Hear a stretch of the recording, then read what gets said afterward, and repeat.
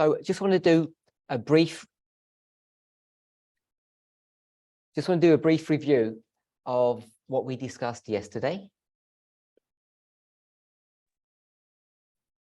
Ik wil een korte herhaling doen van wat we gisteren gedaan hebben. Before I do that, I'd like to ask maybe a few of you what you remember of yesterday, and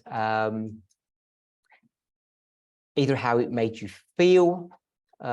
I guess more of a testimony as opposed to the facts and figures. Ik wil graag aan jullie vragen wat jullie gedachten zijn over de boodschap die we gisteren besproken hebben. En wat jullie gevoelens en gedachten daarbij zijn. Of iemand een getuigenis zou kunnen geven misschien.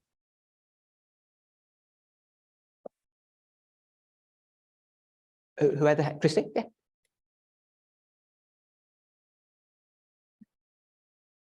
We were discussing. I'm sorry.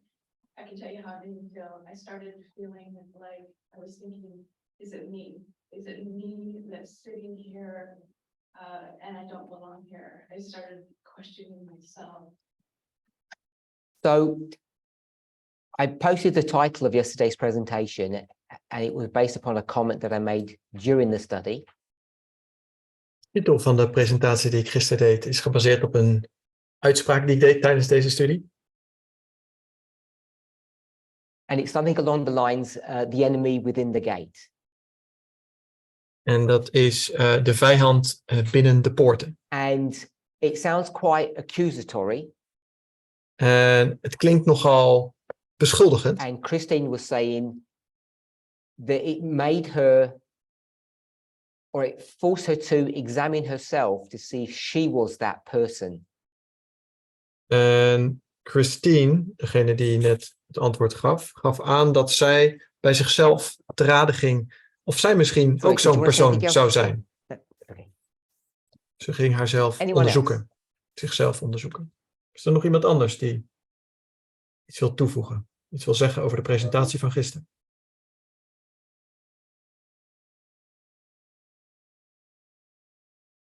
Nobody?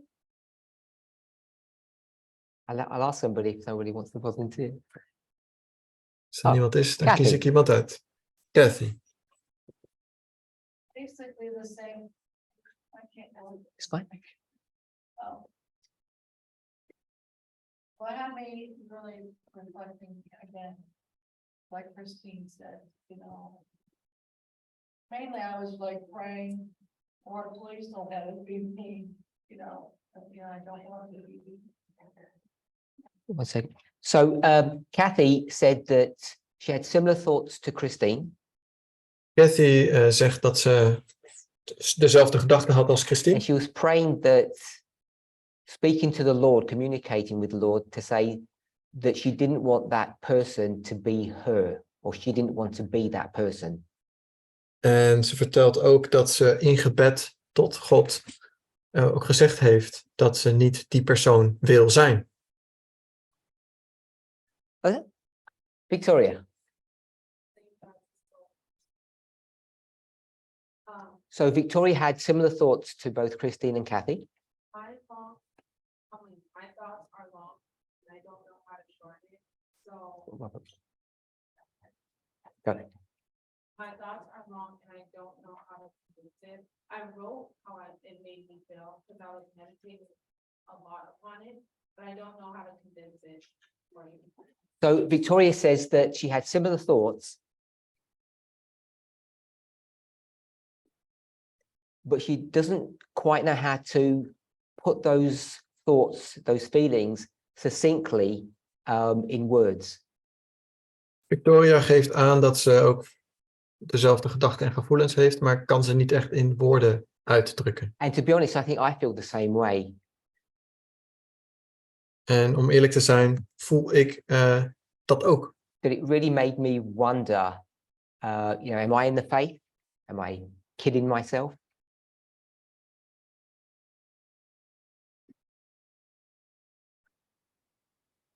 And someone messaged me,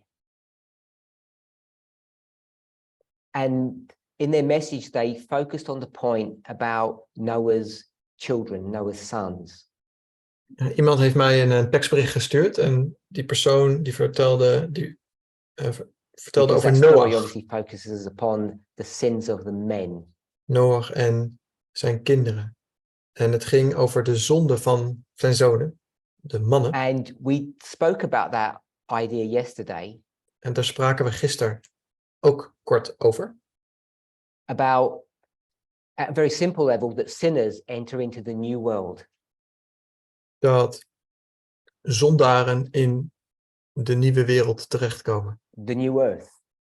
De nieuwe wereld, de And nieuwe I don't aarde. know what individuals think that means. En ik weet niet wat en ieder van ons daarover denkt, wat dat betekent. If they think that open sinners are going to be able to enter into heaven or not. Dat openbare zondaren de hemel inkomen. But the point that I wanted to get from that, without giving a definitive answer, Maar het punt wat ik daarmee wilde maken, zonder werkelijk een concreet antwoord te geven, was that those men didn't suddenly turn bad after the flood. het punt wat ik wilde maken is dat deze mannen niet plotseling ineens zondaren werden na de zondvloed. They took what we see in the new earth Wat we op de nieuwe aarde is zien a gebeuren, manifestation of the baggage that they were carrying with them in the old earth.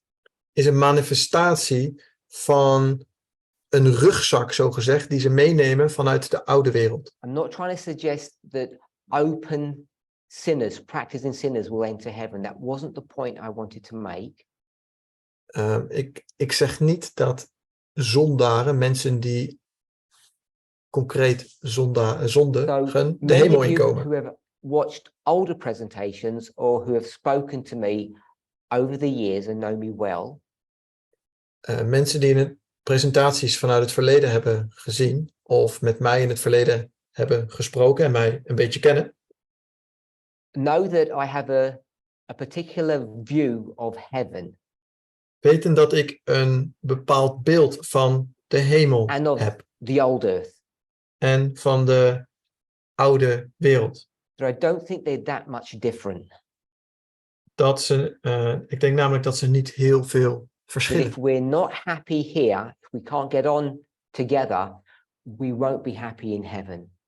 Dat als we niet blij zijn hier, dat we niet blij zijn met elkaar, dat we dat in de hemel ook niet zullen zijn. We can express that idea, that concept in different ways. We kunnen dat op verschillende manieren uitdrukken. And maybe a more palatable way to express it En een manier om het uit te drukken die is iets that we're all on a vriendelijker is, journey. is dat we allen, And some people are further along in their walk, in their relationship with God than others. we bevinden ons allemaal in een reis. En de een is iets verder in die reis dan de ander. But the flood comes, whether you're ready or not, or how far along on your journey you are. Maar die vloed, die komt onafhankelijk van hoe ver je op je reis bevindt. And it's important for us to understand that we don't reach perfection in the way many Christians conceptualize what perfection looks like. Wij behalen niet een perfectie zoals de meeste christenen perfectie voorstellen.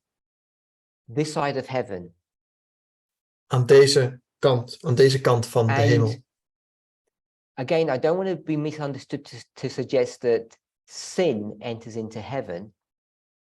Ik wil niet zeggen dat zonden de wereld inkomt.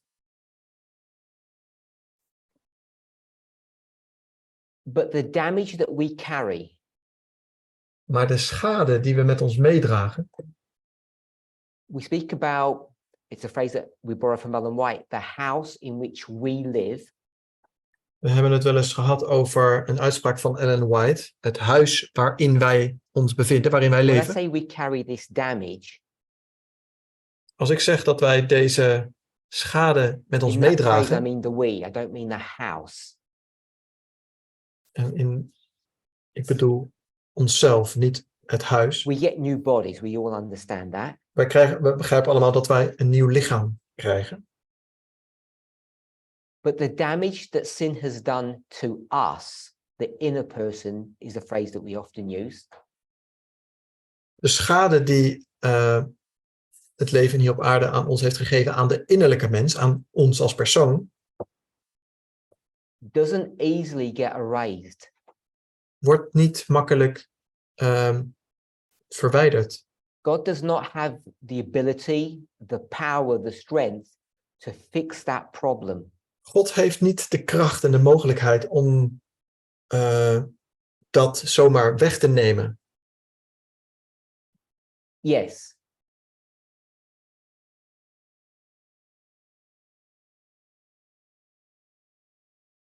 God does not have the ability to fix that in the lifetime of human being. 70 years. God is niet in staat om dat bij ons weg te nemen. It takes a long time for that damage to heal. Het duurt een lange tijd. Het duurt erg lang om dat te genezen. And I'm sure we're all aware of it because we're mature within this movement in its concept and ideas. En ik vermoed dat we allemaal een idee hebben wat dat betekent. Want we zijn allen volwassen met betrekking tot de boodschap in deze The purpose beweging. of creation is relationships. Het doel van Human beings were designed, engineered to be the counterpart of God. We know that.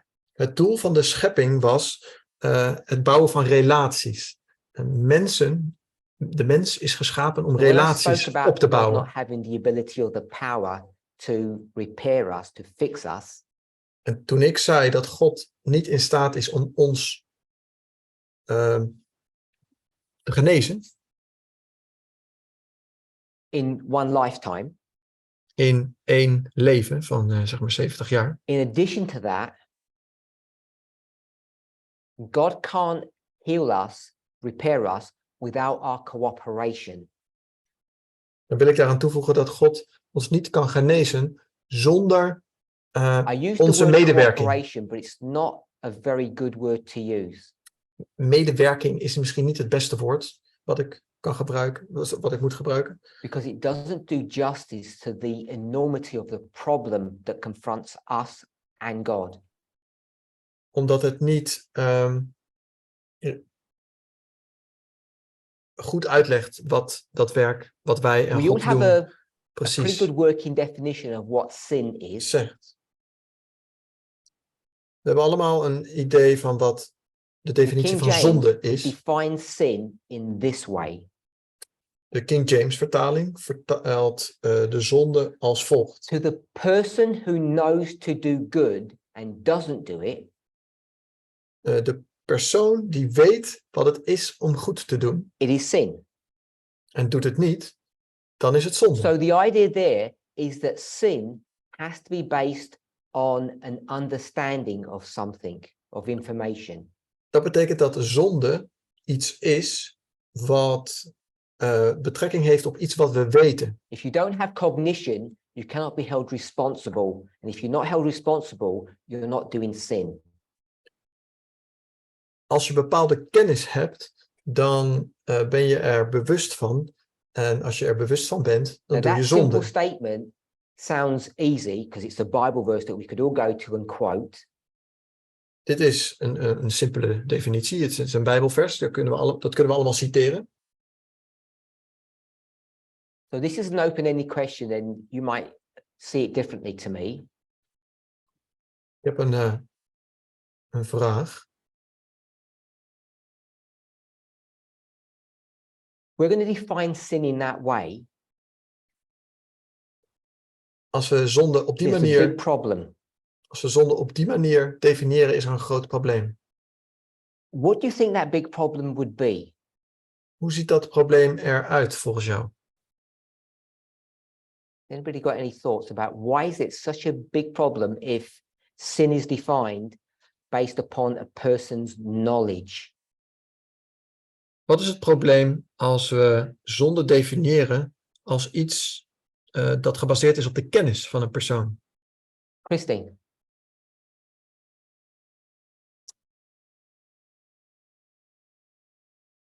As an excuse not to try to learn something because they figure if I don't know it, then I can't be accused of it. So Christine says there's this concept of being willingly ignorant.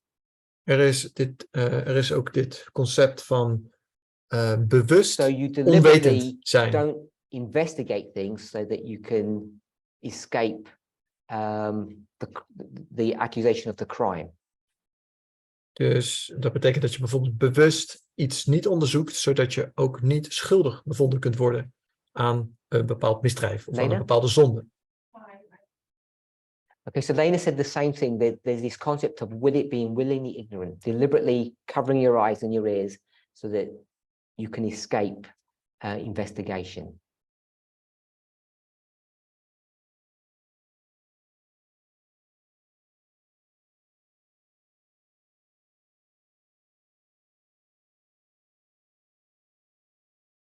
Emmanuel? I was having the same thought, and I was like, how about the one that didn't know? Where did they fall?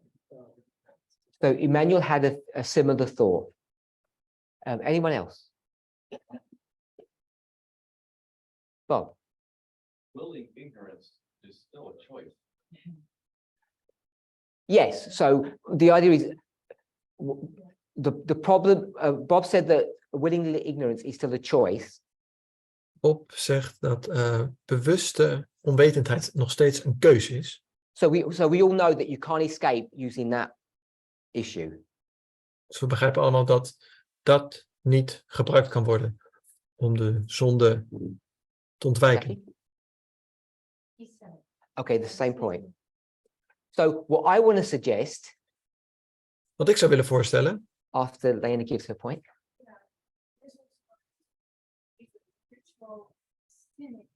In society, because the group doesn't know what is that they're doing sin, and they're trying to mention from somebody who knows better. This is sin, so the society can virtually or a long time.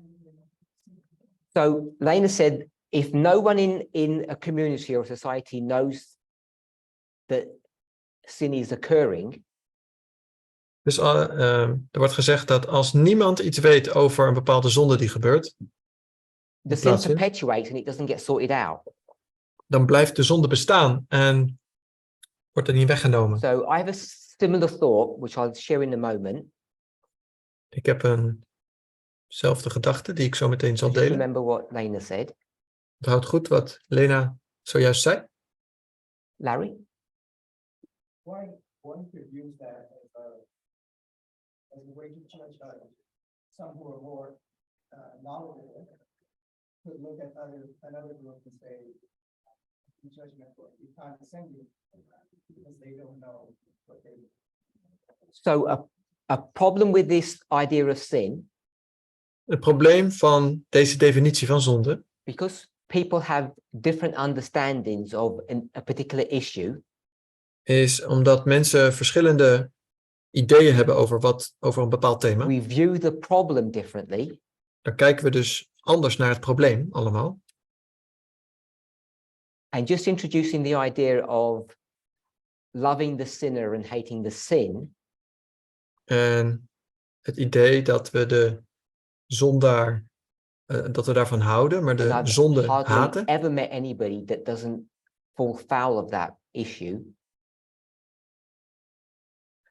That doesn't fall into that trap. They end up hating the sinner as much as the sin. Ik heb eigenlijk nog nooit iemand ontmoet die dat waarmaakt. Want het waren altijd mensen die ook de zondaren begonnen te haten. It opens the door to judging people. Het opent de deur naar het veroordelen van mensen. So To me, what seems a real problem with this idea Maar voor mij is that is het sin probleem met becomes deze definitie, subjective. dan wordt zonde een subjectief It thema. eradicates the idea of objective sin or absolute sin. Dan neemt dat het idee van een absoluut begrip, een absolute zonde weg. It does away with the idea of sin being something that's absolute or objective. Deze definitie neemt het idee weg dat zonde een absoluut begrip Because is you of een can't objectief apply the begrip. rules, the law, Want je kunt de wet en de regels equally. gelijk It toepassen. has to be applied individually. Het moet individueel toegepast worden. And they're the points particularly that Lena and Larry brought forth. En dat zijn de problemen die Lena en Larry And I ook really want us to beschreven. think how messy that is.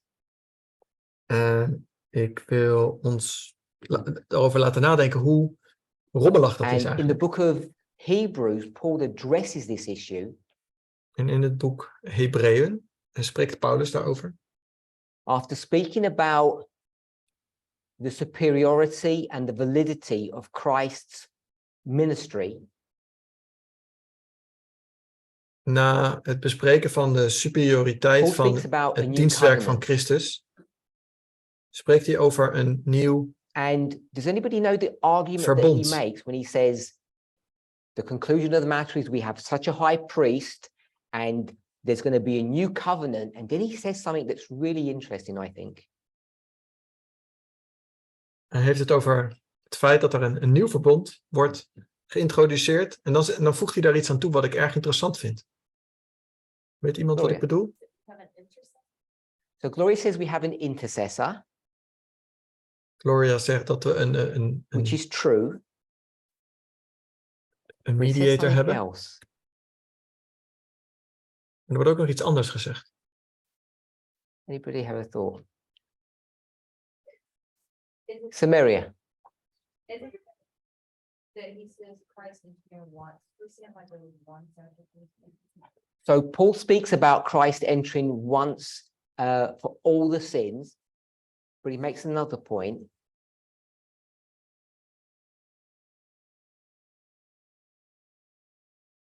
This idea about individualism.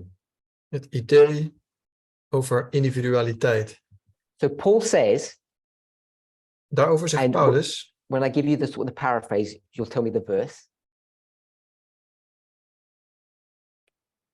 So Paul says that in the new covenant,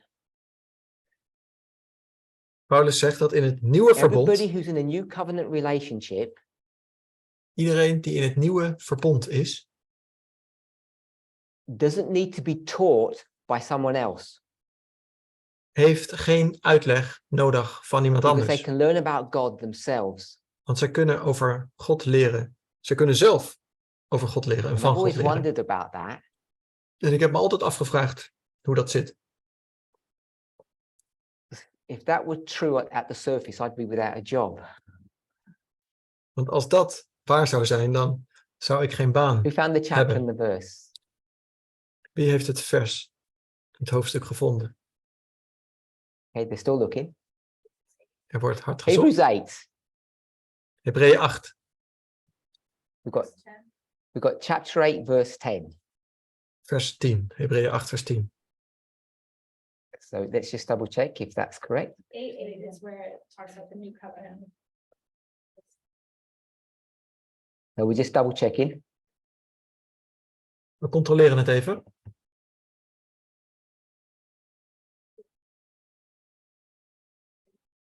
So Kathy says 8:11 and it's 8:11. Hebreeën 8, vers 11. So it says that they shall not teach every person their neighbor. Daar staat, zij zullen niet leren en ieder zijn Say, know the naaste. Lord, Ze kennen de Heere, because everybody shall know me. Want zij zullen mij allen kennen. For me, when I read this passage, Als ik dit vers lees, he speaks about teaching, dan spreekt het over leren of which onderwijzen. is really about instructing. Wat gaat over instructies geven. And the same people who teach, En dezelfde mensen die lesgeven. because who are the teachers in Want Israel? wie zijn de leraren in Israël? The priesthood. De priesters. And who are the judges? En wie waren de rechters? The priesthood. Ook de priesters. So this idea of teaching, instructing cannot be separated from judgment. Dus het onderwijs en het leren This kan niet idea of gescheiden worden van, individualized salvation, rechtspraak. tailor fitted for every single one of us,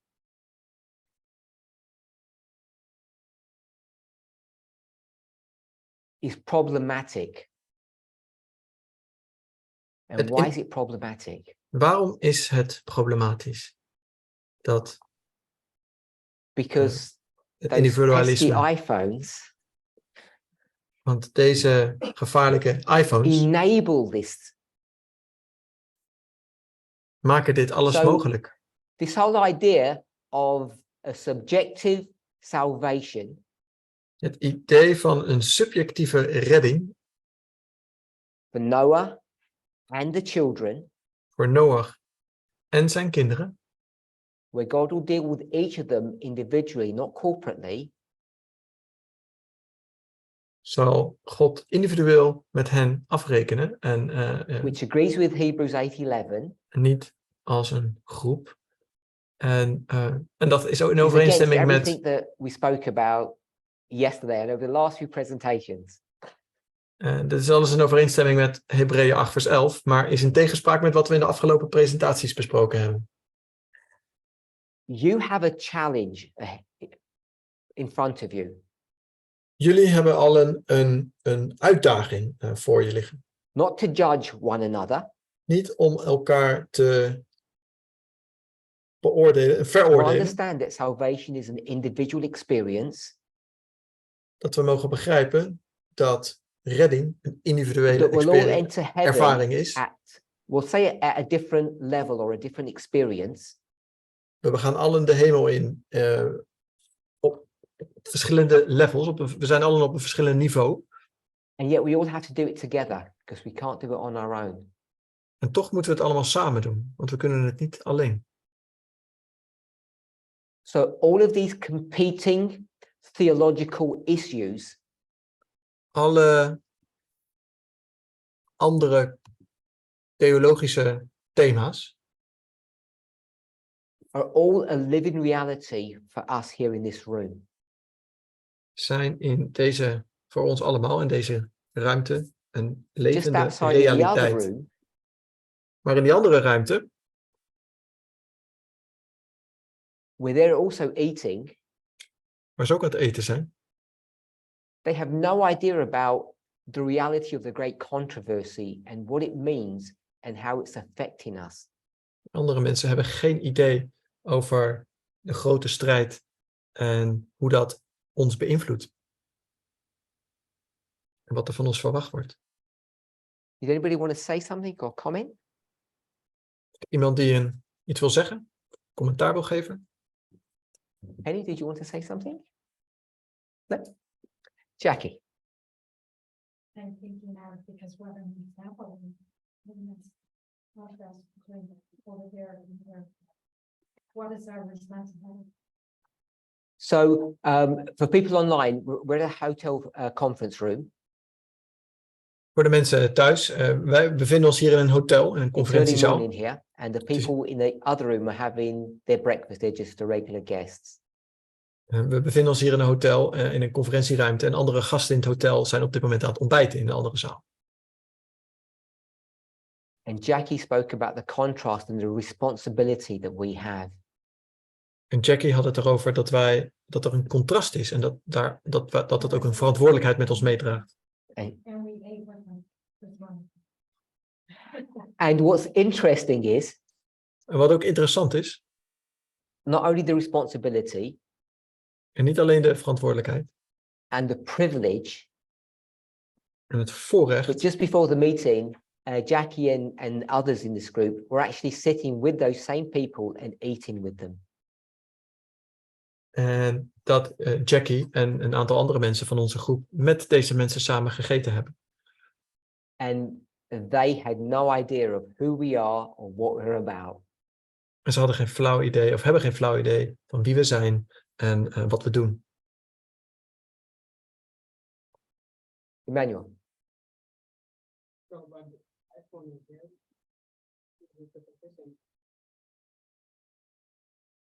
Any trying to say that we are getting same information the same way, like there's no one who's having more understanding of the information. We all receive it in our phone, you do too, so we are like, and try to figure out on our own, interpreting in our own way. So Emmanuel was asking about the iPhone because I keep on going on about that. Emmanuel had het over de iPhone, omdat ik het er telkens over He heb. was asking about what point I'm trying to make and what truth we should get from that.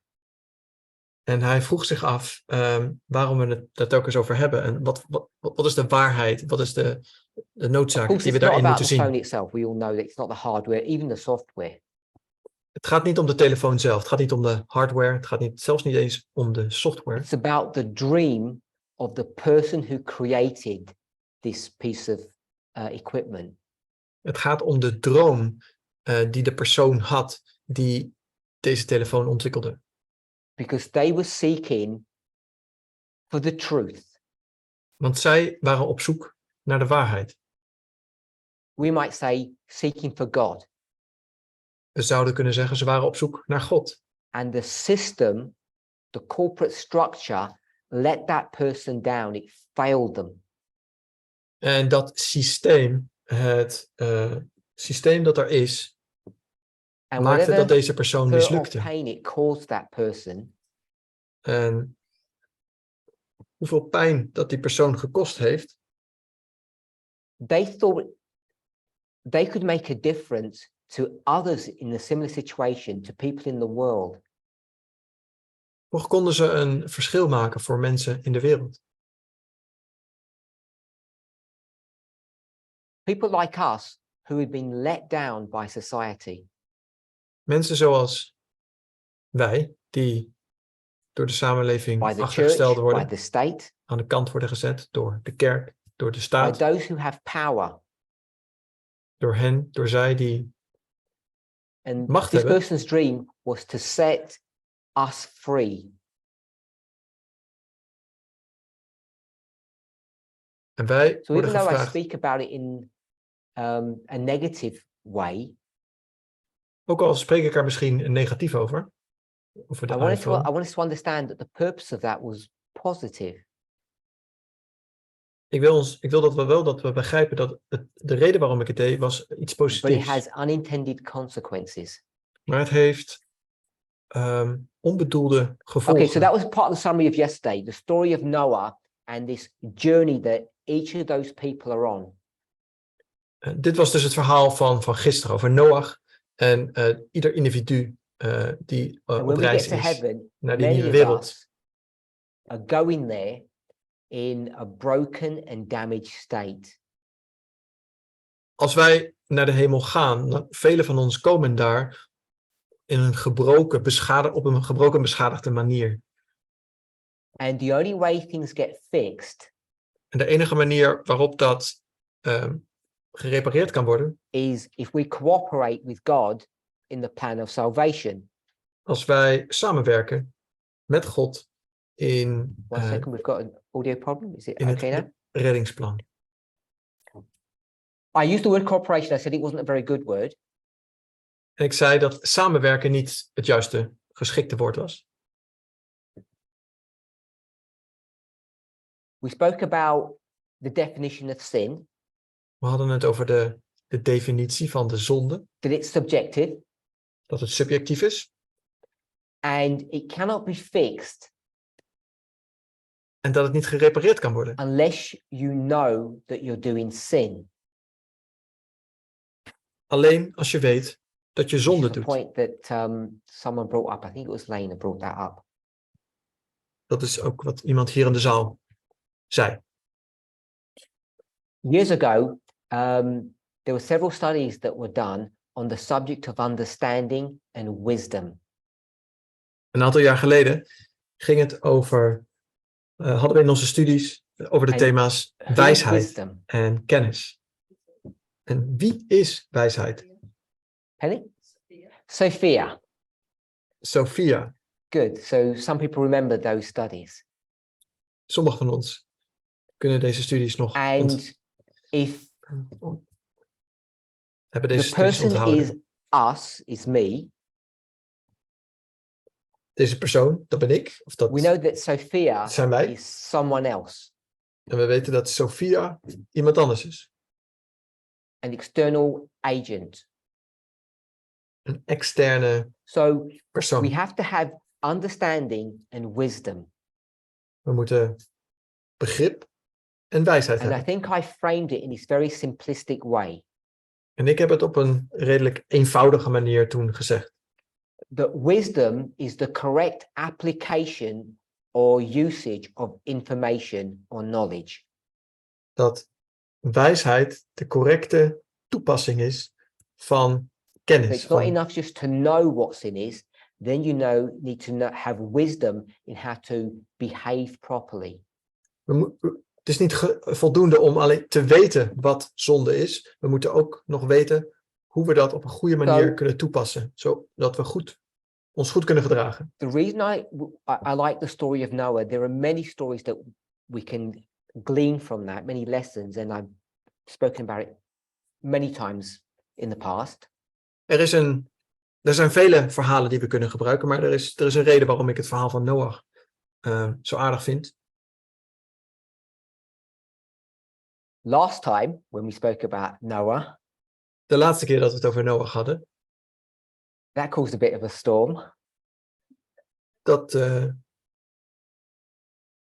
resulteerde They in spoke about how horrible God was. dat resulteerde in nogal wat problemen. Want ik had het over hoe verschrikkelijk God wel niet Building was. such a small boat.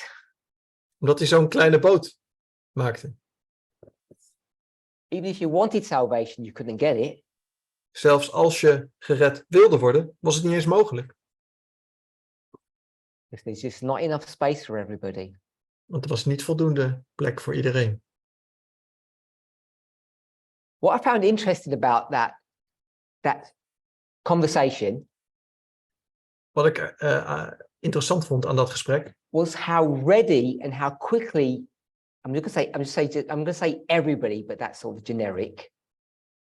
ik zal niet zeggen dat iedereen zo reageerde, maar How quick people were to defend God. hoe snel mensen reageerden en God probeerde te verdedigen. God knew no one wanted to go on the ark, so God just made it the right size. God wist al lang dat mensen niet op die ark wilden gaan, dus hij maakte het gewoon. People here are smiling when I just said that. Hij maakte het juiste formaat. En mensen lachen als But I think ik people dat actually zeg. believe it. Maar ik denk dat mensen dat werkelijk geloven. They believe God made a small boat because God had foresight that no one wanted to get on anyway, so why waste the wood? Mensen geloven dat God inzicht had in het feit dat niemand de ark binnen wilde gaan. Dus dat er gewoon een kleine ark werd gebouwd. Want waarom zou je al dat werk en al dat hout verspillen? I'm not so sure, to be honest. Eerlijk gezegd ben ik niet zo zeker daarvan.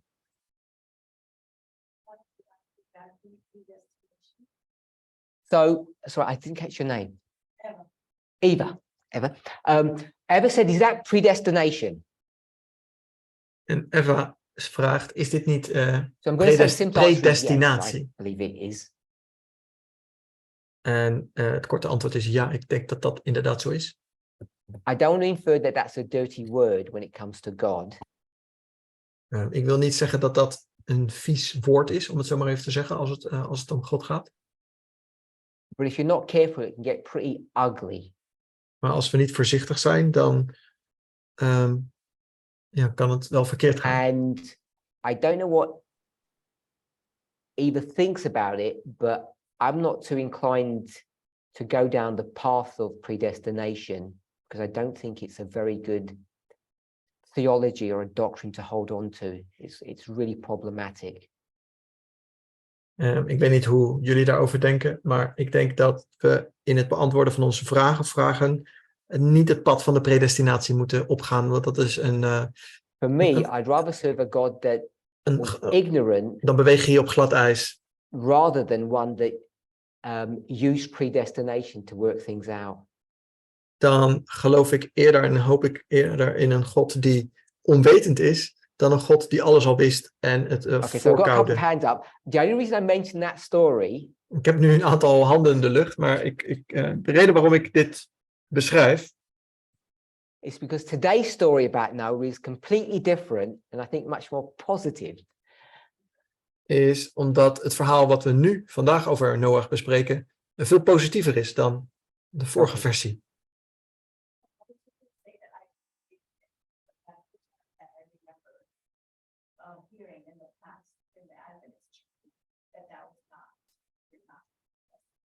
Okay, so Eva,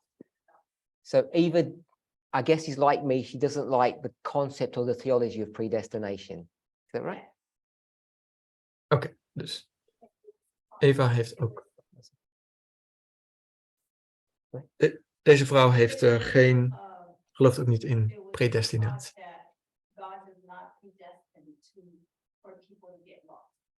Yeah, because God doesn't predestine people to be lost or saved. God bepaalt niet wie gered wordt of wie verloren gaat. Kristen, did you have your hand up? So the question then becomes, how does God know the end from the beginning? Dan komt dan de vraag, hoe weet God het einde door het begin? I'm not going to answer that question. Ik zal die vraag niet beantwoorden. But I want to pose another one, and I'm not expecting an answer. Maar ik zal een vraag terugstellen en ik verwacht ook geen antwoord. How does Satan know the end from the beginning? Hoe weet Satan het einde door het begin? Because Satan's pretty good at it as well. Want Satan lijkt daar ook erg goed in te zijn. So that's just a sort of a throwaway question, no need to respond. Emmanuel? Dat is een vraag waar je niet direct nu op hoeft te reageren. Because who knows God? Satan knows that. Oh, so Emmanuel said because Satan knows God. That's how. Emmanuel zegt, omdat So if we were Satan to use that God argument, kent. Maar als we dat argument zouden gebruiken, then we'd say God knows us. So that's how God knows the end from the beginning. dan zou je kunnen zeggen, God kent ons en daarom weet God het einde door het begin. And I think that's a stronger argument than it sounds the way I've just expressed it. It's a much more powerful one argument. En ik denk dat dat een argument is, dat argument iets anders in elkaar zit, zo simpel als dat ik het net heb gezegd. Maar het is een krachtig argument. Predestination, and I just wanted to say that it was predestination or free will. That was the choice in the argument between the Calvinists and the So Donna is taking us back to the Arminian and the Calvinist struggle. Donna heeft het nu over de struggle And there's this van een paar honderd jaar theological geleden. tension. It's throughout many different cultures, many different religions, but in the Christian religion, it was fought out in that history. De geschiedenis van Calvijn en de geschiedenis van de predestinatie. And the tension is between predestination, or things just are going to happen this way, they're predefined. Dus predestinatie, dat dingen vooraf bepaald zijn. Of Versus free will or choice. je hebt de vrije wil, je hebt de keuze. So she was just commenting on the point that Eva had made originally about predestination. En dat is een And why Adventists reactie. don't agree with predestination.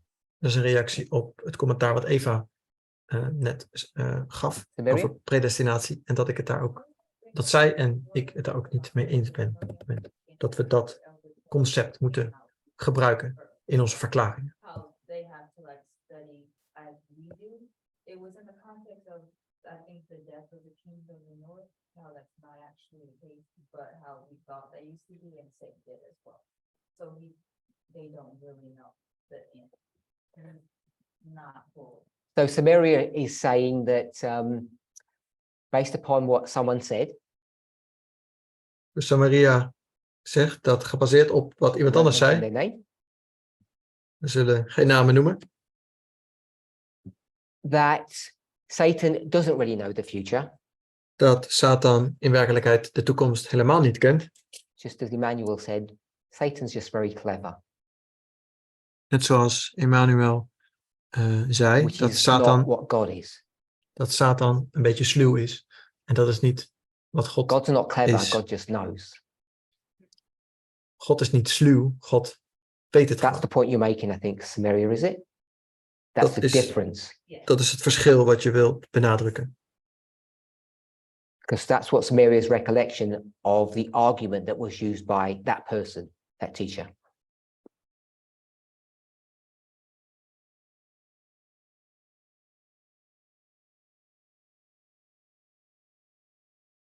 So I don't want to get into a theological debate about this subject. Ik wil niet in een theologisch But I debat do have to terechtkomen, say maar ik wil wel gezegd hebben that the agents that God uses dat de aren't very wezens, good ones. dat de agents die Because God if God gebruikt was so niet knowledgeable, goed zijn. God tends to give us people who make really bad mistakes, damaging ones. Want God gebruikt wezens zoals ons If die God is so knowledgeable about the slecht werk future, doen. Als God weet heeft van de God has a toekomst, habit or a reputation of picking bad agents.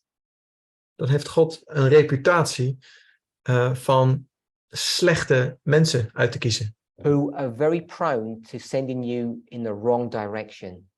Die je snel in de verkeerde richting kunnen sturen. We spoke about churches number 5 and 7 yesterday. We hadden het gisteren over gemeente 5 en gemeente 7. You can blame the membership all you want, En je kunt het hebben over de leiderschap. but who are the real criminals? De leiderschap veroordelen. Maar wie Who are the zijn ones werkelijk, that misdirected those churches? wie zijn de criminelen, zo gezegd? Wie zijn degenen die deze gemeentes het verkeerde pad in lieten gaan? We can say prophets and not name them, the unnamed prophets, if we want. De profeten. De profeten zonder naam. Als je, If you want to be real, we can put some names to them. we kunnen ook namen aan die profeten geven.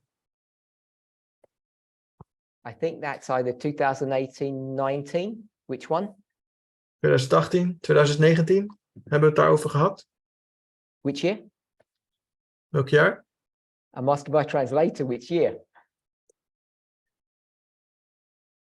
Oh, you can't remember. No. So back in France, there was a school of the prophets in 18 or 19 where we identified who those bad people were. In 2018 of 2019 in Frankrijk, tijdens een school, hebben we geïdentificeerd wie die profeten waren.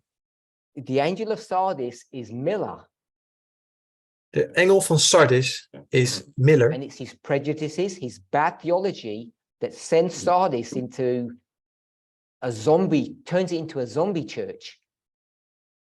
En zijn verkeerde theologie zorgt er uiteindelijk voor dat Sardis Made a een series zombie confronted with the same issue. gemeente. En Laodicea, gebeurt hetzelfde. What's the Bible verse? Wat is het Bijbelvers? Without time, the people Zonder tijd zullen de perish. mensen Good. omkomen. That's not a real Bible verse, by the way. Dat is trouwens niet een Make Bijbelvers. that one up. Die But heb ik it's true. zelf verzonnen. Maar het is wel waar. She was so fixated about the issue of time.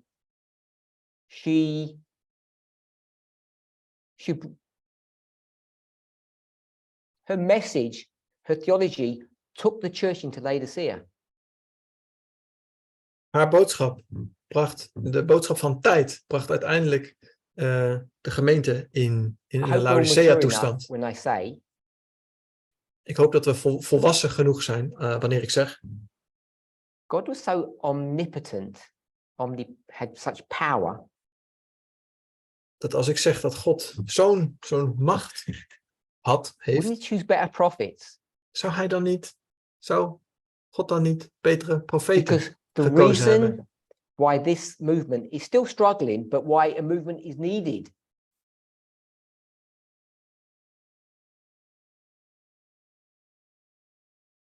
it's not just to combat Moses, Het is niet om tegen Mozes te strijden wie de beste is. our biggest problem is Ellen White. Onze grootste struggle is Ellen White. Our struggle with end time prophecy is all about analyzing, viewing, and dismantling what she has said. Ons probleem met de eindtijdprofetie is, hoe lezen we Ellen White met betrekking tot de profetie? En we moeten dat And echt to do that properly ontmantelen. is a difficult Ontleden. and a dangerous task. En dat is een moeilijke en ook een gevaarlijke opdracht. Okay, a couple more questions because I've made us digress and I apologize. Phil. Nog een aantal vragen.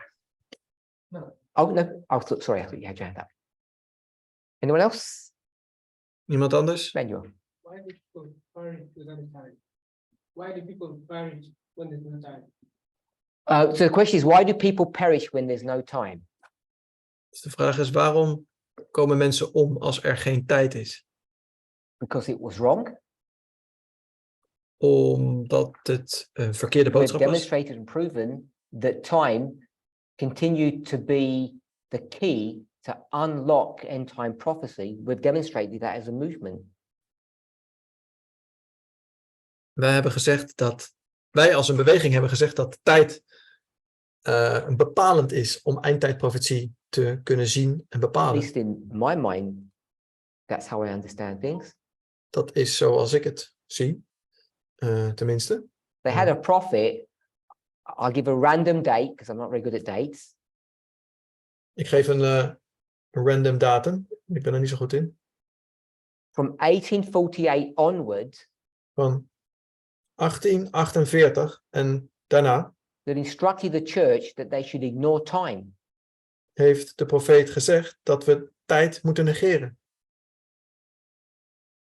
And what should she have really been doing? Maar wat had ze in werkelijkheid moeten doen? Obviously focusing on time, but what had they forgotten?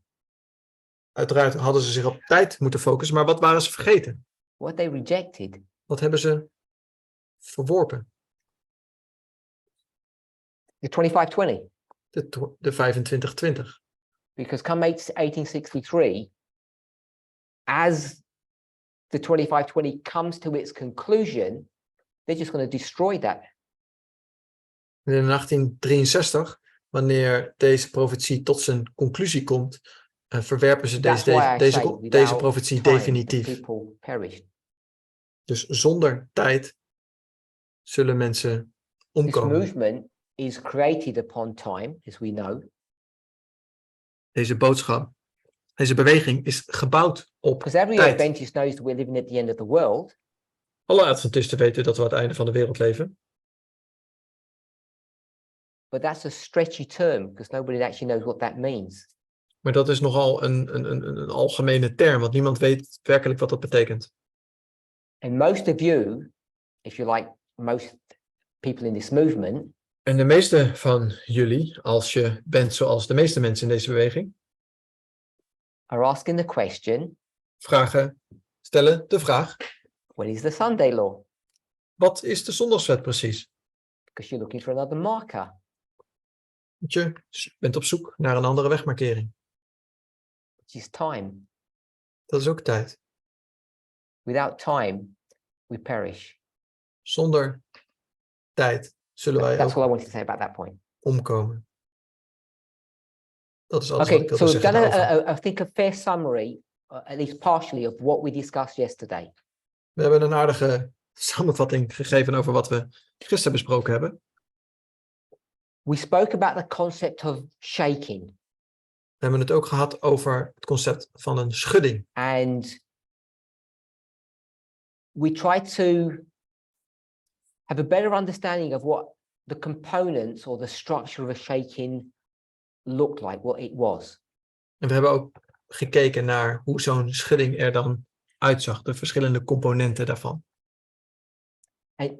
And you'll remember all these shakings here. En al deze shakings die hier op bord staan. Yesterday we said the most important one Gisteren zeiden we dat de meest was belangrijke this one, 2021 France. is 2021 in Frankrijk. Or did we say it was the least important? We zeiden dat de minst belangrijke. You can't hear my translator laughing. So, we spoke about the concept of shaking. Het concept van een schudding. And the Hebben we het place I over wanted gehad. to bring us to En de plek waar is ik only ons a naartoe temporary stop, wilde brengen. Dit was slechts een tijdelijke stop. Een which tussenstop. we've been discussing or leading to for many months now. En hier zijn we al vele maanden mee bezig om dit beter te begrijpen. Te bespreken. Is to consider the question, are we in a shaking at the moment?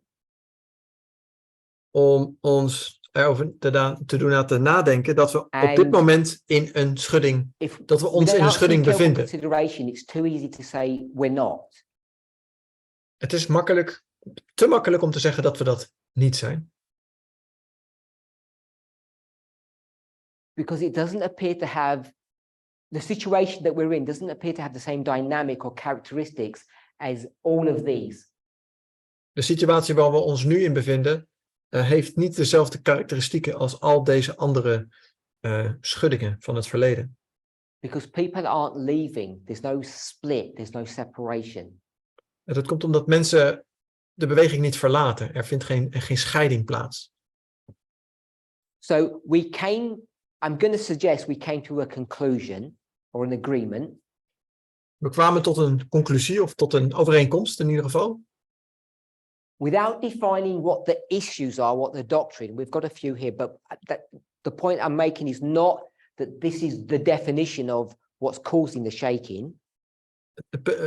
We hebben geconstateerd dat er een schudding is op dit moment. We hebben alleen nog niet het thema of de reden van deze schudding in kaart gebracht. Er staan hier een aantal dingen op het bord, maar dat is niet per definitie. I think we agreed that we're in a shaking. We zijn in overeenstemming dat we ons in een schudding bevinden. And someone used the idea that it's more individual. En iemand kwam met het idee dat die schudding meer individueel plaatsvindt. And I introduced the idea of people being here in body, but not in spirit. En ik heb het idee geïntroduceerd dat mensen hier wel letterlijk zijn, maar niet geestelijk. That facet to a shaking, En als je dat idee aan een schudding verbindt, then we have all the characteristics of a crisis or a shaking in our present history. Dan hebben we alle facetten van een schudding, ook in deze geschiedenis, vandaag de dag. People are separating one from another. Dat mensen zich van elkaar scheiden. aided and abetted by the events that have occurred over the last several years or even the last few decades. Geholpen bij alle gebeurtenissen in de afgelopen jaren. We mentioned two. Laten we er 2 benoemen. We mentioned the new gurus. We hebben het over de new And we gurus mentioned gehad. COVID and the lockdowns that were associated with it. En we hebben het over COVID gehad en de lockdowns die dat met zich meebracht. So if we're in a shaking, Als we ons in een, wanneer je in een and schudding individuals aren't bevindt leaving, en individuen vertrekken niet, but they're not with us in spirit, in mind, maar zijn niet met ons geestelijk, without perhaps focusing on these issues, maybe we can't do it without focusing on them, but if we can, let's try. zonder direct op deze thema's te focussen. Why are they, or you, Waarom zijn zij, of jij, u, not leaving? waarom vertrek je niet? Waarom vertrekken deze What mensen niet? keeps you here? Waarom blijf je? If you're distracted, if you don't agree, if you're not sure, why are you staying? Als je het niet zeker weet, als je afgeleid bent, als je het er niet mee eens Or bent, your neighbor, if that's who you're thinking about. waarom blijf je dan in deze beweging? Of waarom blijft je buurman of buurvrouw dan in deze beweging? So I'd like some thoughts. Ik Do zou you graag wat know anybody that antwoorden fits ontvangen. into this? Ken je iemand die voldoet aan deze criteria? A friend, Een vriend, a child, een kind, a sibling, een broer of een zus van je, parent, ouders and of course a spouse. een So echtgenoot. you have different people, different Partner. relationships that you have with people, but you know them well. Do you know people that fit into that category? Ken je mensen die in deze categorie vallen? And if you do, En als dat zo is, why do you think they're just not saying, I'm going, you carry on, I'll do something else? Why are they sort of staying, but they're not really participating, they're not really joining us or joining you? waarom blijven deze mensen dan in de beweging? Waarom zeggen ze niet gewoon doei, ik ga ergens anders naartoe, ik vertrek?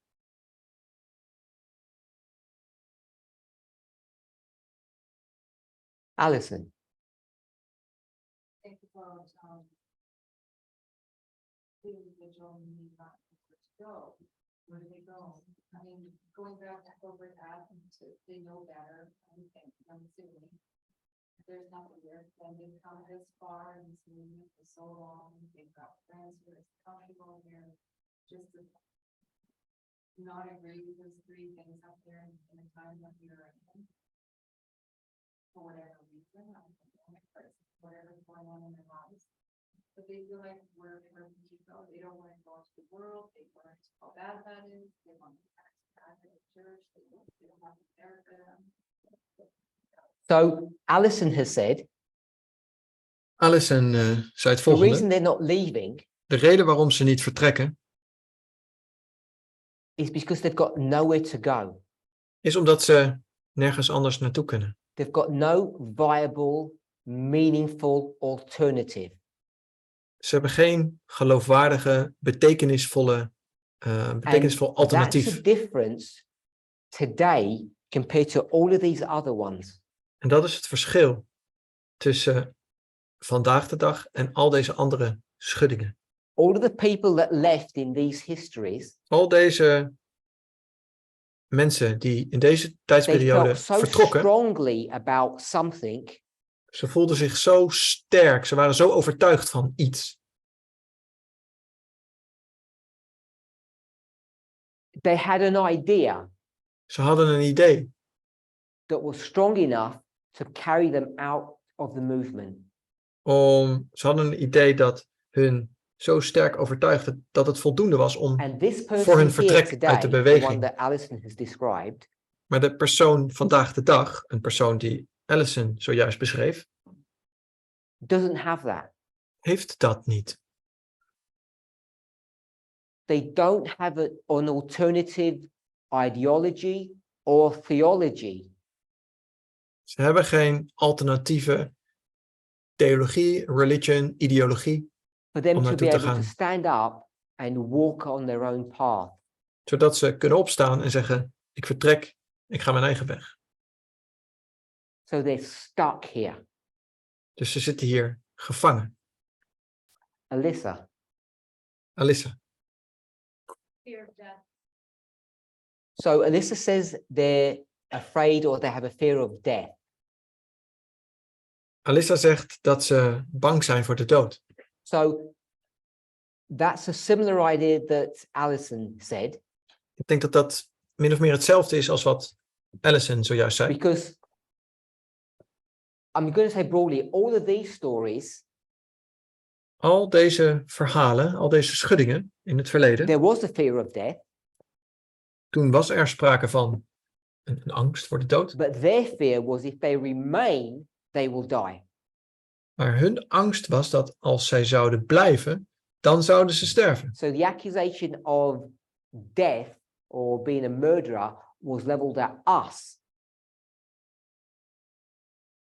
Het idee van de dood of van een moordenaar zijn was meer gericht naar ons, So voor die we're going mensen. to say to 2019, Dus als we het hebben over bijvoorbeeld, als we 2019 nemen als voorbeeld. they split from us, they separate from us, Zij scheiden zich van ons af, because if they remain, they will die. want zij geloofden dat als ze zouden blijven, zouden ze sterven. But Alyssa said that these people feel that if they leave, they will die. Maar deze mensen in onze tijd, vandaag de dag, die blijven bij ons, want ze zijn bang dat als ze If I weggaan, understood you dat ze correctly. zouden sterven. So Als ik het goed if that's true, Als dat zo is, if you leave, you die. als je vertrekt, dan sterf je. I understand the idea of staying. Ik begrijp het idee, het concept van dat mensen Then blijven. why not the spiritual engagement? Why the disconnect spiritually? Waarom is er dan geestelijk zo'n onverbondenheid? Ze zijn niet verbonden op een geestelijke manier. Hoe komt dat? What's your argument to say they're staying in body because they're afraid of death, but if they stay here, not in spirit, it's a death sentence anyway. They know that. Deze mensen die vertrekken niet omdat ze bang zijn voor de dood, maar ze blijven hier dus hier. Maar als ze hier blijven en ze zijn geestelijk toch niet aanwezig, zouden ze ook sterven. Zouden ze ook sterven. Dus waarom dan blijven en geestelijk niet? That in their minds they've struggled with points and not feeling heard, and so they've just stopped engaging. And So these people that Alyssa's speaking about, Deze mensen waar Alyssa het over heeft, don't actually agree with what we believe, zijn het eigenlijk niet eens met waar we het over and hebben. they don't feel heard. Ze voelen zich Is that niet what you just said? Ze voelen zich niet I'm aangesproken. seeing it differently. I'll give you a moment to get your thoughts together. Aaron, Je kunt er even over nadenken. Iemand anders. Aaron. think if you're still here after 2021, that means you've signed up to all the logic of gender equality. so we've got 2021 here, but this is not a timeline in its normal sense. Hier staat 2021, maar dit is niet een tijd of een lijn zoals we dat normaal gesproken doen. So Aaron said, if you've got past 2021, so he's turned that into a waymark. Dus als je voorbij 2021 komt, en hij heeft het dan over een wegmarkering, then you have agreed, you've bought into, you've accepted, agreed, bought into, accepted, je bent het eens met, en je hebt het geaccepteerd, the logic of this movement, namelijk met de logica the van premise upon which it's constructed. deze beweging. En de manier waarop dat tot stand is gekomen. And As the years go by, if you realize it's not very exciting, or you don't like it because you're sexist, homophobic, then you're going to have to physically leave, because you're going to have to say, I'm sexist, so I'm leaving. And that's shameful. If you compare it to race, a lot of people that are racist, they go, I'm not racist, but I don't, I don't want to whatever, mix with some other race. So they know it's shameful. so Aaron has given a couple of examples, Aaron heeft zojuist een aantal voorbeelden gegeven. race and gender, I think, the ones that you spoke of. So gender's not an example, it's the real thing. So compare it to race. So he spoke about, I'm just going to say gender and race. Hij had het over gender en over ras. And he said they don't leave because of peer pressure or social pressure. En deze mensen vertrekken niet vanwege druk, peer pressure sociale is druk, Being groepsdruk. different to those around you, and the embarrassment that's attached to that. Dus er is een bepaalde groepsdruk voor deze mensen. Dat mensen niet vertrekken omdat ze bang zijn voor de mensen om zichzelf heen. Die anders wellicht denken over bepaalde So you can thema's. agree with all of the logic that brings you to 2021. Je kunt het tot 2021 ben je het eens met alle logica en Because de fundamentally, thema's. you have some disagreement with the truth that this message portrays. Maar fundamenteel ben je het toch niet overal mee eens met de dingen die we in deze beweging bespreken. That you're sexist or you're racist, Je bent een seksist of je bent een racist. but you're embarrassed to make that known because it's not culturally acceptable. Maar je voelt je beschamend om dat publiekelijk te maken, omdat het cultureel niet heel erg geaccepteerd is. It's so easy to lie to yourself that, like I say, I'm not racist, but you can say I'm not sexist, but it's not a very interesting message. It's too easy to kid yourself. So Aaron said, Aaron zei zojuist, which is a phrase that I, and I'm sure that all of you, hear very often. is een gezegde of een manier van spreken die je vaak hoort. And it normally comes from men, Over het algemeen zijn het mannen die dat zeggen.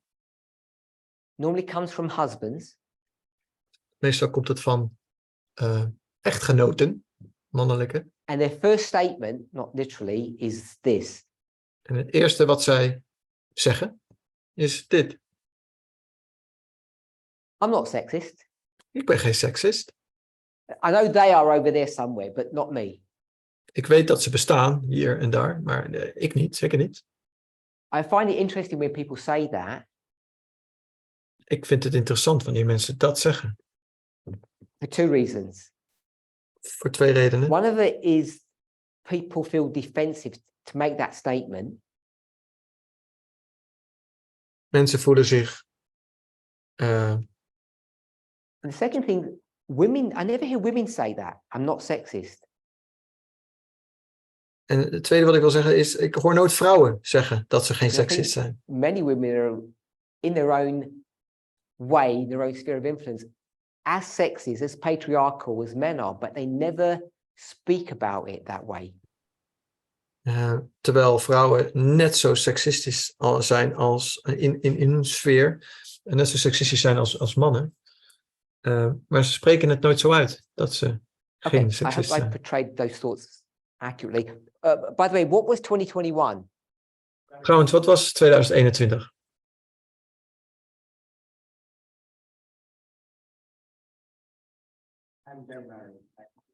So this is the waymark that Aaron wanted to create there, or mark. Dit is een wegmarkering die Aaron zojuist besprak. And I asked him what that waymark was, and he said it was radical feminism. Hij zei het is radicaal feminisme. And I call it same-sex marriage. En het huwelijk van het gelijke geslacht. Het homohuwelijk. Once you get to this year, with all the logic that's built up, it's very difficult to argue against it. Als je al deze informatie tot je neemt en het accepteert, dan is er weinig om er tegenin te brengen. People have got nowhere to go. Ten eerste, mensen hebben geen andere plek om naartoe te gaan. They're either, in this context, we'll say that they're sexist. En in deze context zullen we zeggen, ze zijn dan ten But they tweede don't want seksistisch, to verbalize it maar ze willen het niet publiekelijk maken because of embarrassment or shame.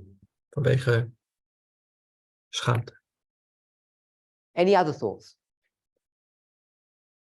Why don't you just go? Waarom vertrekken Oh. mensen dan toch niet? I think there's a very dangerous and subtle situation where people they think by power of association to the movement, and yet they can hold on to and appease themselves with having this individual mentality that they're able to have their own connection with God that way, but they're still part of the movement, and it's a kind of a self-deception. Okay, so Robert says there's a self-deception going on. Bob zegt dat er een zelfmisleiding plaatsvindt. There's the peace and comfort of being associated or being part of this movement. Dat deel te zijn van deze beweging, Even though they have these individual ideas which aren't in agreement with the movement's position on certain points.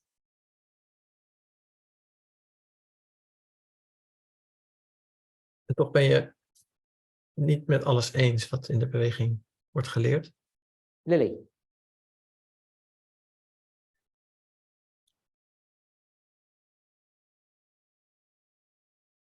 So Lily has brought up this idea of being dependent upon somebody. Lily heeft het over dat mensen vaak afhankelijk zijn van And iemand several anders. months ago, an article was posted on the movement forums. Een aantal maanden geleden werd een artikel gepost, ergens op een van onze forums, Speaking about middle-aged women who had been lied and cheated to. dat ging over vrouwen van middelbare leeftijd, waar tegen gelogen wordt en waar mensen ook The patriarchal system echtgenoten had promised them vreemd gingen. freedom, but it actually enslaved them.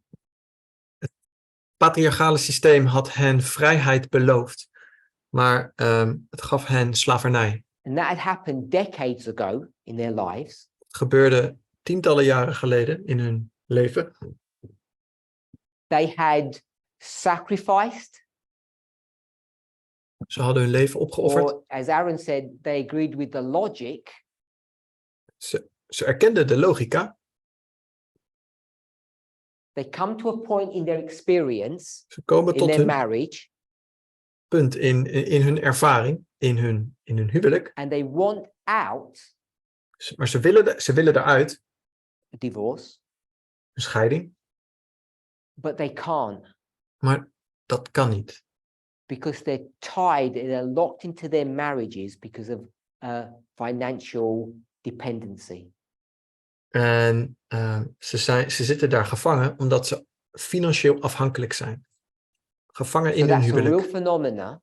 Dat is een And in that example, Lily has helped us to see both literally and symbolically or spiritually why people remain. En dat is werkelijk een echt probleem. En Lily heeft dit probleem aangekaart om te laten zien dat mensen een reden voor mensen om in de beweging te blijven. Not so easy to go. Het is niet zo gemakkelijk om te gaan.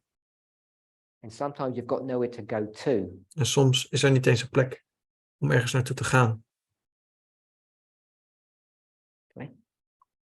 So, I am trying to think about this, why the person stay here and they don't leave. It is because each one of us has a brain and you need to have certain explanation.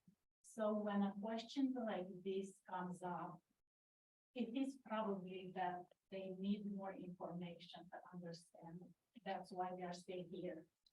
So it's not that they deny it, but they still need more. So Christina has suggested Tina stelt voor something similar to what Alyssa was saying earlier on. iets vergelijkbaars wat Alyssa It's not eerder that zei. people have rejected the truth or information. It's just they don't understand.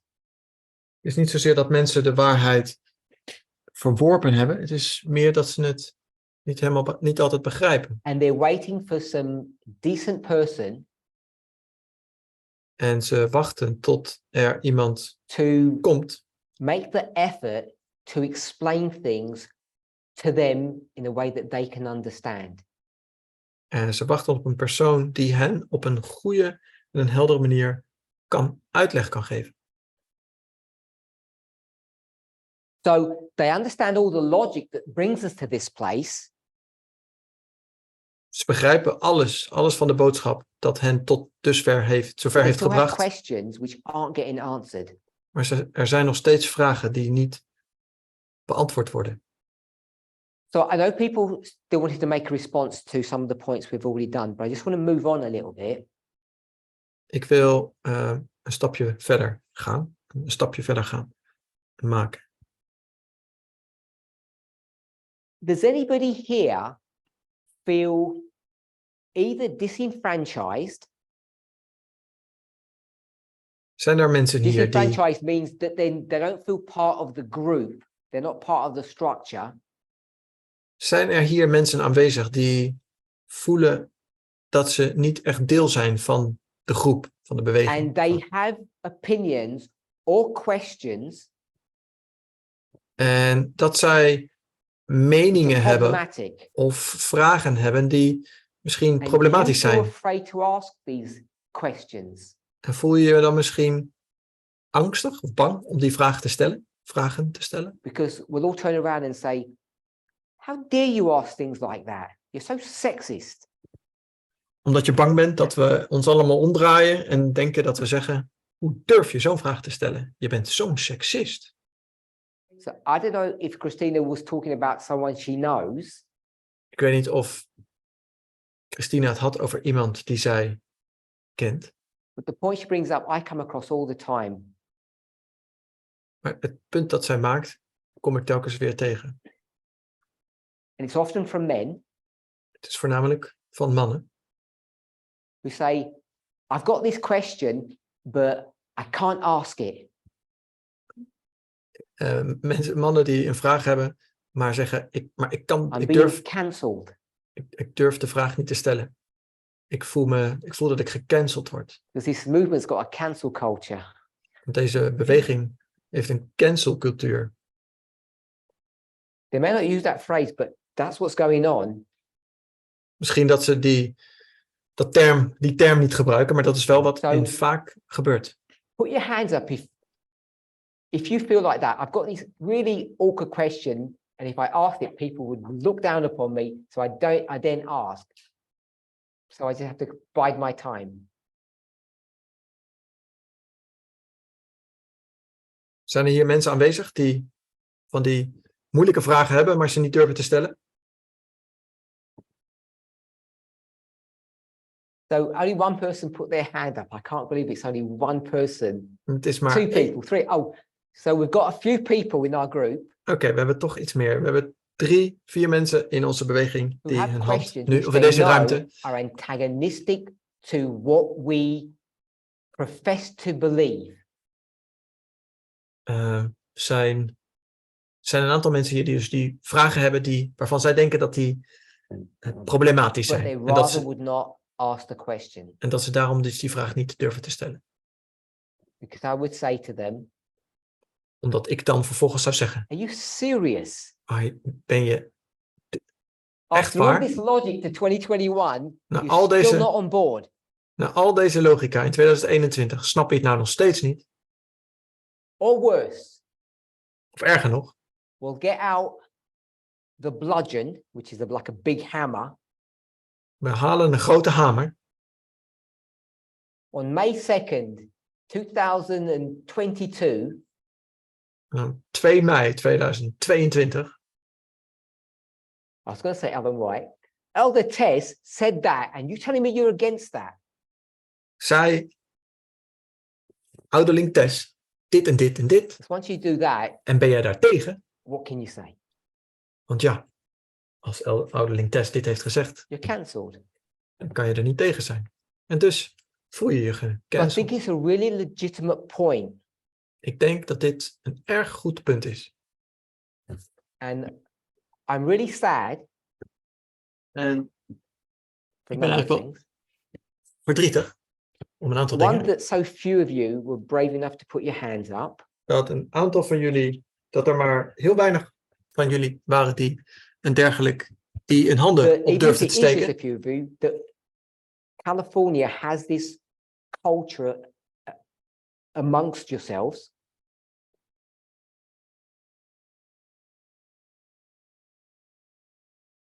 You're not uniquely bad because it's everywhere, by the way. Het is niet een probleem dat hier zich in Californië afspeelt. Speelt zich overal af. Maar het is And verdrietig. whilst we have a leader who defines doctrine, En ook al hebben we een leider die doctrine that bepaalt, we use that person's words to silence people. dat we de stem van deze persoon gebruiken om mensen stil te maken, te laten zwijgen. Sorry? I've already forgotten what I said. Sorry, I'm having a conversation with my translator, a private one here. I have no idea what I said. Other people use your words against Oh, okay. opposite to you. So, I don't know Elder Tess that well. Ik ken ouderling Tess ook niet heel goed. Maybe better than most people. Maar misschien wel beter dan de meeste mensen. But I know myself pretty well. Maar ik ken mezelf wel beter. And I do know that when you stand up before God's people, En ik weet dat als je opstaat en voor Gods what volk you staat, see is a one-dimensional figure. You might say two-dimensional. dan wat je dan ziet is een 1 of een And in another tweedimensionale context, in another conversation, I could say concept. something quite different. En dan kan ik in een andere situatie iets heel anders zien of zeggen. So I like to caution people to be careful about quoting prophets. Ik wil zeggen dat we voorzichtig moeten zijn met het citeren van profeten. If you're willing to call Elder Tess a prophet, and I am, En als je bereid bent om ouderling Tess een profeet te noemen, en dat is wat ik doe, because both we and they want zowel zij als wij have a history. hebben een geschiedenis. We only mentioned 2 prophets before, but I could mention a lot more that have baggage.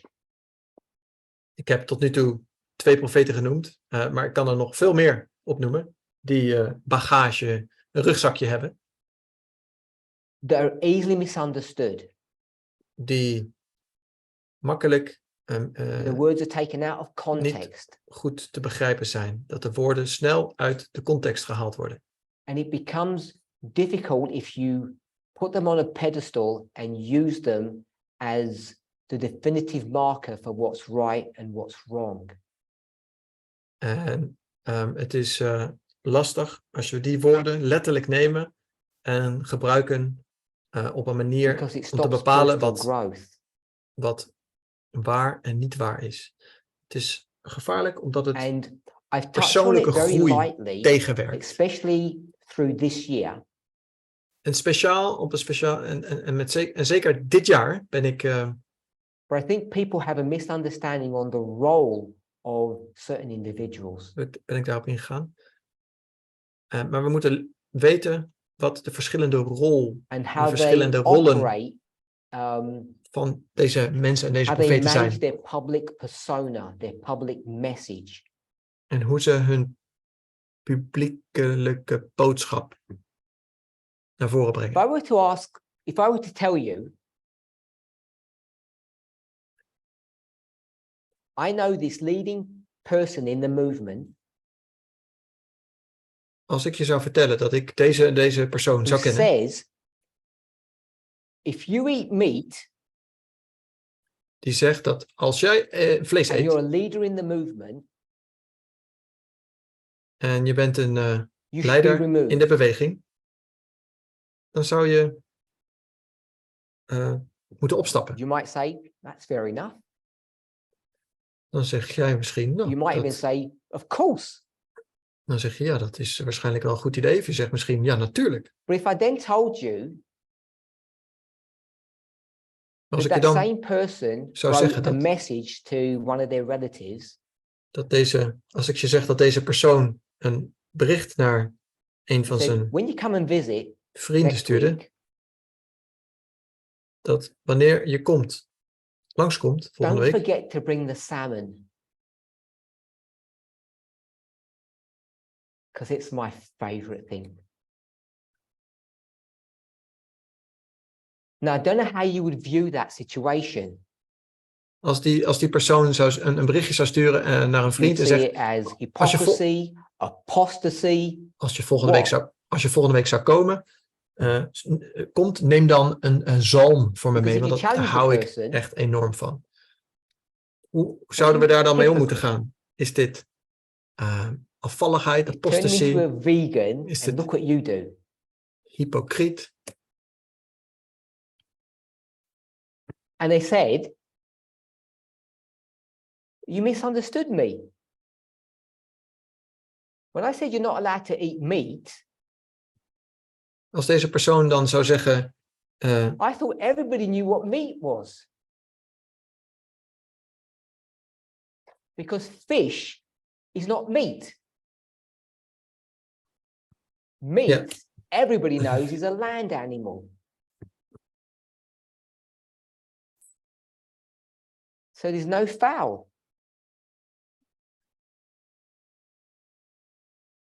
Everything's good. So I don't know what you would think about that dynamic. sorry, ik heb even slecht vertaald. Niet vertaald. Jackie, Het gaat hier om een persoon die iemand anders een boodschap van veganisme brengt, maar zelf wel zegt, ik hou erg van vis. Is dat hypocriet? Wat moeten we daarmee? so so is this a double standard, hypocrisy? Is het hypocrisie? Een dubbele standaard? Are we wrongly judging the person? Beoordelen we deze persoon verkeerd? The context, or do you have to understand the context? The circumstantial. Is there something circumstantial going on? De omstandigheden kunnen misschien bepalend zijn. All I know is Het enige wat ik weet, that's Ellen White, dat dit Ellen White and is. not everybody knows that. En niet iedereen weet dat. So the point I wanted to make in that Het ging hier dus om Ellen White, I die may dat change the gezegd zou names and hebben. it's like that, but it's a real situation. It was really Ellen White.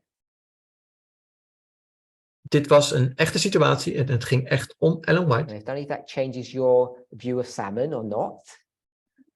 Ik weet niet of dat je instelling over zalm I think it was actually mackerel in verandert. real life, but I changed the name. Not to blame, because I don't want to accuse mackerels of anything wrong. Het ging om makreel in werkelijkheid, maar ik heb er zalm van gemaakt. So the point of view, does that change your view on Ellen White, prophets, what her writings say, veganism? I don't know if it changes how you view things. Is dat iets, verandert dit iets? Als ik dit nu zeg dat het Ellen White is, verandert het iets over hoe je over profeten denkt, hoe je over deze situatie denkt, over hoe je Prophets are jezelf denkt? necessary, Profeten zijn noodzakelijk. just because God said that they are. Alleen al omdat God zei dat dat zo I is. think we really need to be careful how we handle them. Maar ik denk dat we wel voorzichtig moeten zijn over hoe we met ze omgaan. Both the dead and the living ones. Zowel de doden als de levenden. Because if you don't, you end up getting this dynamic, this situation Want als je dat niet doet, dan krijg je een balansje in de situatie where we're not able to express our concerns, our doubts, our worries, dat je bezorgdheden en de zorgen die je hebt, we can't ask our questions. dat je die niet kunt Susan, sorry, you had your hand up a uiten, long dat je je time ago. vragen niet kunt stellen. Lost that thought. I'm sorry. No. Okay. Does anybody have any comment or thought or question? Victoria.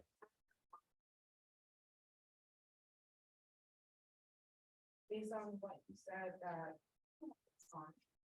Okay, so I'll swing back in a minute. Emmanuel. Are you saying that, this is my just thought, that the prophet, their message is encoding, need to be decoded. So when you are talking to a prophet, you need to decode the message they're saying before you even like get into it and use it. So Emmanuel has spoken about coding and encoding or decoding a message. Emmanuel had het over het coderen van een boodschap. And a term that we often use in this movement, because we don't normally talk about coding, Een term die we misschien wat vaker gebruiken in deze beweging. Want Is normaal gesproken hebben we het niet over sifting. coderen. Is het siften. sift your sources. Het siften van je bronvermeldingen. That's what they tell me to do. Sift your sources. Het siften van je bronnen.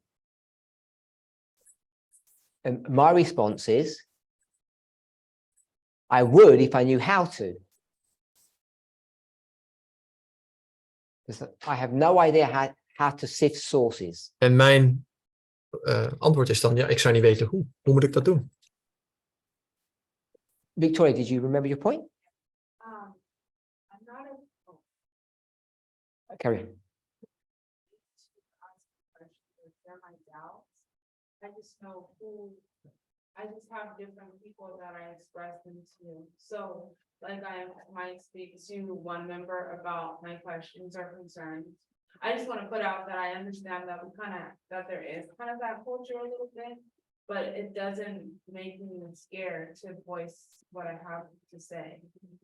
Okay, so Victoria says she has empathy about what we've just said about this idea of not being able to speak or question.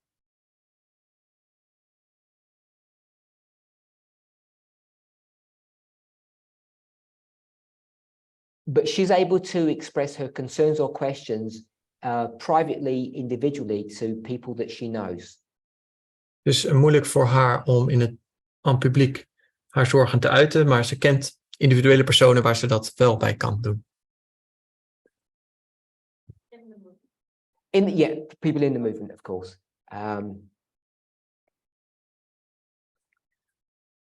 Okay, so I need to stop. Yes, I was thinking the same. I thought I was at the 1 hour mark. I'm approaching the 2 hour mark. I'm sorry. We gaan stoppen.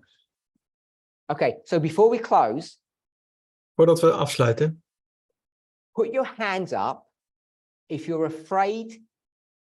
No, if you're, yeah, put your hands up if you're afraid to say the following. Steek je hand in de lucht als je bang bent om het volgende te zeggen.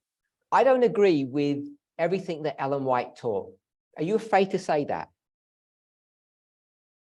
Ik ben het niet eens met alles wat Ellen White gezegd So that heeft. most people are comfortable to say, I don't agree with everything Ellen White said. De meeste mensen zijn het eens met die stelling. Dat je het niet eens bent met Ellen White. So, Met alles you're wat Ellen afraid to White say heeft that? gezegd. It doesn't stop me, but I'm afraid again. Okay, I'm going to use afraid to stop in that. So do I have fear that stops me from saying that Ellen White is wrong? Yeah, sometimes. So you're afraid to say, Ellen White was wrong about the Sunday law. You're afraid to express that idea?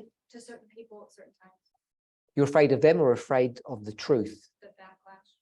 Okay, but I'm not talking about afraid what people will do with it, but are you afraid to actually say what you think about Ellen White? It's about you and Ellen White. No. Anyone else? Okay, so no one's afraid.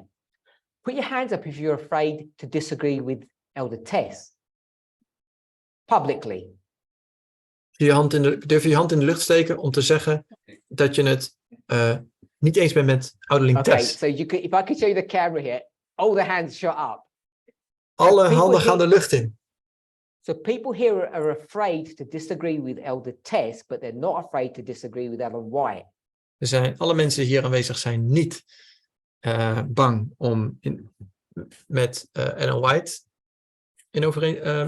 te disagreeën. Maar met ouderling Tess zijn ze allemaal wel bang om dat te doen. Publiekelijk. And we'll close on that point, En we sluiten hiermee af. or I get into more trouble. Anders kom ik in nog meer problemen. Let's pray. Laten we bidden. Holy God, we thank you for your mercy and your goodness. Heilige God, we danken u voor uw genade en voor uw goedheid. As we grapple with our own humanity, Als we worstelen met onze eigen menselijkheid. as we wrestle with other people's humanity and how it affects us,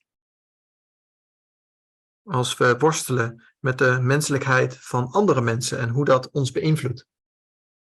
as we consider how fearful we are of what people think, Als we nadenken over hoe bang we zijn over wat how andere we mensen van project ons those denken. fears upon you, God, En hoe we die angst ook op u projecteren. I want to thank you Ik wil u danken for myself and on behalf of others, voor mezelf en ook voor alle anderen hier aanwezig die met me meebidden. that however much I misuse you, Dat hoeveel ik u ook misgebruik, that I misunderstand you, dat ik u niet goed begrijp, that perhaps sometimes people might not even like you. dat zelfs mensen soms u niet Your leuk vinden, faithfulness niet aardig towards vinden. each and every one of us is unfailing. Dat zelfs dat toch uw trouw And unlike me, blijft naar ons toe. En you never cease to do good. u In houdt Jesus' nooit name, op amen. om goed te doen. In Jezus' naam, amen. Thank you. Dankjewel.